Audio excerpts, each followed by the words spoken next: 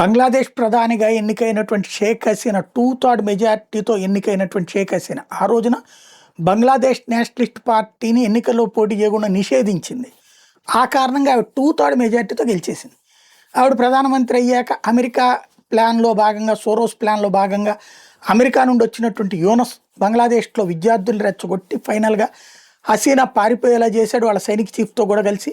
ఆ సైనిక చీఫ్ ఈ హసీనాకి క్లోజే, చుట్టమే. కానీ తను తర్వాత నాయకుడు అవ్వచ్చు అన్నటువంటి ఉద్దేశంతో ఈమెని భారతదేశాన్ని పంపించేసి అక్కడ ఒక కథ నడిపాడు. ఇప్పుడు ఆ ఎన్నికలు జరిగినాయి, యూనస్ వెళ్ళిపోయాడు, బంగ్లాదేశ్ నేషనలిస్ట్ పార్టీ అక్కడ అధికారంలోకి వచ్చింది. ఇప్పుడు భారత్తో సంబంధాలు గట్టిగా నడుపుతోంది. ఈ సందర్భంలో హసీనాని మాకు అప్పగించండి, ఎందుకంటే అక్కడ మా కోర్టులో నేరస్తురాలుగా ఆవిడ నిరూపణ అయ్యి ఉంది, శిక్ష కూడా వేశారు, కాబట్టి అప్పచెప్పండి, మీ దేశంలో ఉంది అన్నటువంటిది ఇప్పుడు బంగ్లాదేశ్ నేషనలిస్ట్ పార్టీ ప్రభుత్వం భారతదేశాన్ని కోరింది. భారత విదేశాంగ శాఖ కూడా ధృవీకరించింది. కరవమంటే కప్ప కోపం, విడవమంటే పాము కోపం లాంటిది.